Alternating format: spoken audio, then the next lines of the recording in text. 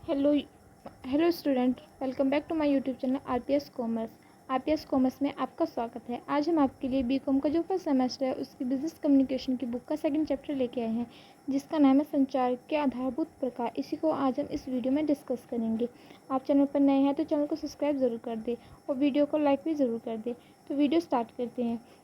जैसे कि आप देख सकते हैं, इसमें चैप्टर का नाम ही है संचार के प्रकार, यानी कि इसमें आपको बताया जाएगा संचार के कितने प्रकार होते हैं। ठीक है, तो इसी के बारे में अब आज हम पूरी डिस्कस करेंगे, जिससे कि आपको अच्छे से समझ आ जाए।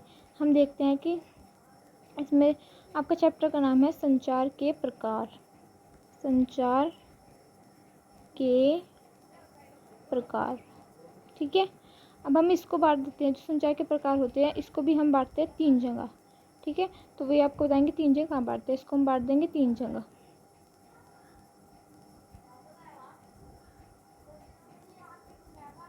जो आपका फर्स्ट होता है वो होता है आपका माध्यम के आधार पर। माध्यम के आधार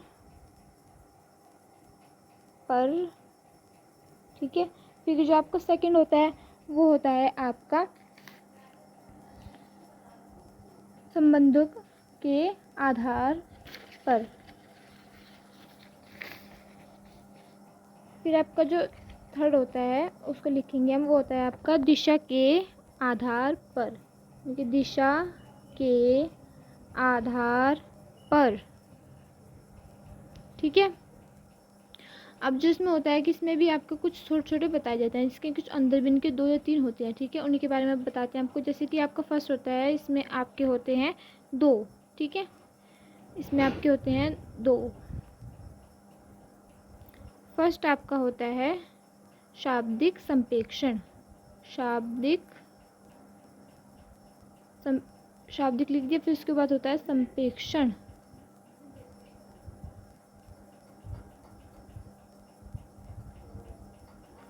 ठीक है, फिर आपका होता है अशाब्दिक संप्रेषण। अशाब्दिक संप्रेषण, ठीक है। फिर आपका जो होता है कि इसमें भी आपके कुछ बांटे जाते हैं, कि ये आपको बांटा जाता है कि जो आपका शाब्दिक संप्रेषण होता है इसमें आपको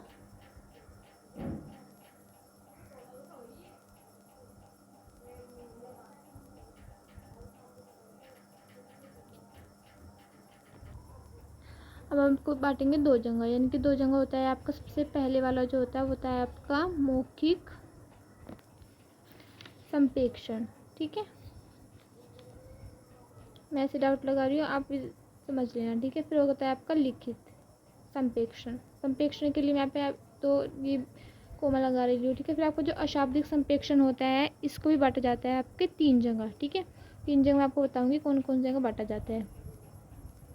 इसमें जो आपको 3 जगह बांटा है उसमें सबसे पहले होता है आपका शारीरिक भाषा। शारीरिक भाषा, ठीक है।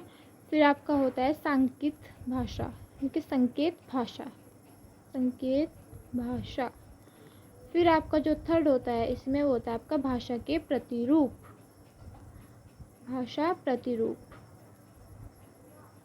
हो गया। फिर आपका आता है ये वाला सेकंड, यानी कि संबंधों के आधार पर। इसमें संबंधों के आधार पर आपको 2 जगह बांटा जाता है।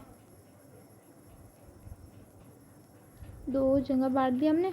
इसमें जो आपका होता है सबसे पहले वो होता है आपका औपचारिक संप्रेषण। औपचारिक संप्रेषण। फिर आपका होता है अनौपचारिक संप्रेषण।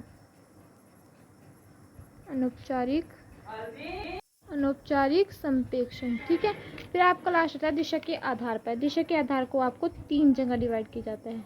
ठीक है, 3 जगह। अब आपको 3 जगह डिवाइड कर देंगे। इसको देख सकते हैं आप, हम इसको 3 जगह डिवाइड कर दिया। ठीक है, सेकेंड थर्ड। इसमें जो आपका फर्स्ट होता है वो होता है आपका लंबवत संप्रेषण। लिखेंगे यहाँ पे लंबवत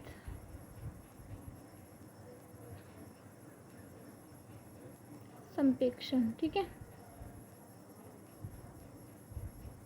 फिर आपका होता है क्षैतिज संप्रेषण। अब जो हमारा यह है क्षैतिज संप्रेषण, ठीक है।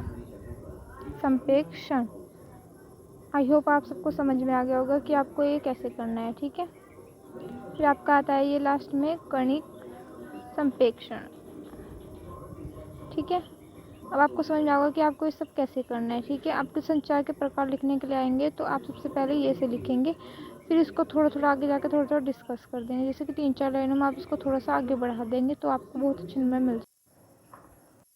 थोड़ा सा खोल के बताओ तो माध्यम के आधार पर जो होता है, एक होता है संबंधों के आधार पर, एक होता है विषय के आधार पर। ठीक है, जब आपका माध्यम के आधार पर आ गया शाब्दिक संप्रेक्षण। ठीक है, और एक हो गया अशाब्दिक संप्रेक्षण। ठीक है, अब जो शाब्दिक संप्रेक्षण मौखिक आता है, मौखिक होता है यानी कि जब आप मुख से बोलकर संदेश को देते हैं। लिखित होता है जब आप किसी को लिख कर संदेश देते हैं। ठीक है, अब आपको बता दूं यहाँ पर जाता है आपका जो इसमें संबंधों के आधार पर, संबंधों के आधार पर आपको जो औपचारिक संप्रेक्षण होता है, औपचारिक संप्रेक्षण होता है जब कोई अधिकारी अपने कर्मचारियों को संदेश देता है। ठीक है, ऊपर से नीचे की ओर जो प्रवाह होता है संदेश का, तो वह औपचारिक औपचारिक संप्रेक्षण कहलाता है।